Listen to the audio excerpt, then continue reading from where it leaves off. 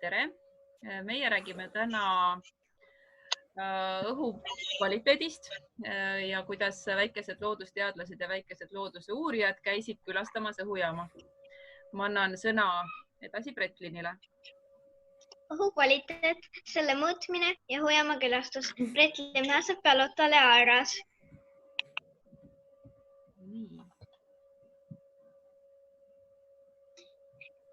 Ettekanne jaotub 3 teema vahel.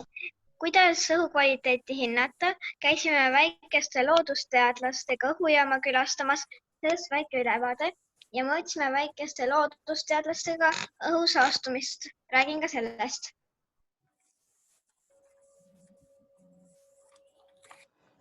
Siin pildil on näha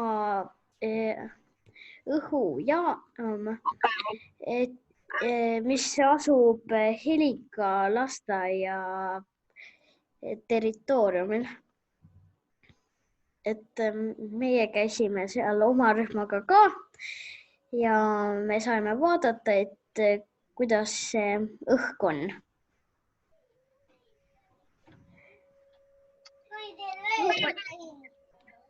Õhukvaliteeti hinnatakse inimtervist keskkonda kahjustava 5 peamise saaste järgi: PM2,5, PM10, O3, NO2 ja SO2. Siin pildil on näha juuksekarv, mille küljes on erinevad mustused. Sinised on peened osakesed ja punased on eriti peened osakesed. Ja siin on võrdluseks toodud võrdluseks liivaterad, mis on siin juuksekarva kõrval näha. Ossoon, maapinna lähedal olev troposfäär-ossoon kahjustab nii inimesi kui ka taimi. Siseruumides on ossoon tunduvalt vähem kinniste akende korral koguni 10 korda vähem kui välisõhus. Vääveldioksiid on terava ärritava lõhnaga värvitu mürgine gaas. Kuna kivisüsi, põlevkivi, naftasaadused, looduslik gaas ja puit sisaldavad väävlit, eraldub nende põlemisel vääveldioksiid. Lämmastikdioksiid on iseloomuliku terava lõhnaga mürgine punakas pruun gaas. Looduslikult moodustab välgulöökide tagajärjel.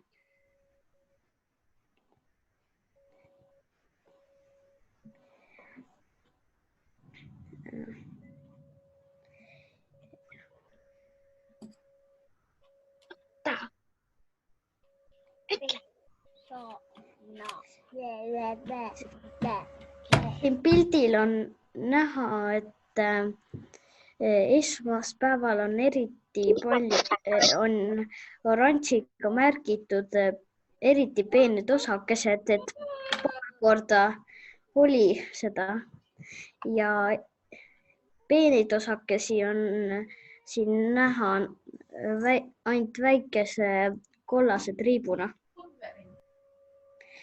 Siin on pildi peal näha selline masin, mis mõõdab õhku ja paneb selle erineva tugevusega paberi peale kirja. Kui on eriti tume täpp, siis on õhk päris saastunud, aga kui on selline hele täpp, siis on see puhtam õhk.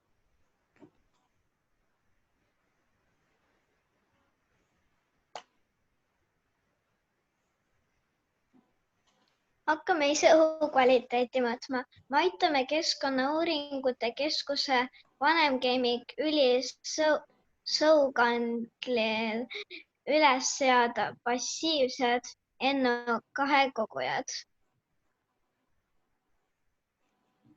Kogujaehitus, foto 1, kogujaehitus. Vasakult paremale hoiutops, traatvõrk membraan, traatvõrk, keemiliste ühenditega immutatud filter ja ringikõõs avaga koguja korpus. Iga posti otsas oli 2 kogujat. Forseliuse kooli juures olevate kogujate tulemused. Tuleb välja, et Forseliuse tänava ääres on palju keskmiselt rohkem siis halvem õhk kui Loodusmaja tänava ääres. Loodusmaja juures on siis Loodusmaja tänava ääres on jällegi palju halvem õhk kui siis Loodusmaja hoovi juures, sest Loodusmaja tänava ääres sõidavad rohkem autod. Võrdleme Loodusmaja ja Forseliuse kooli juures olevat õhku. Jällegi siis Forseliuse tänava ääres on halvem õhk kui Loodusmaja tänava ääres.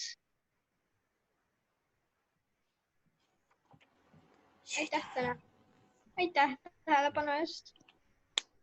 Nii meie ettekanne täna läbi saigi.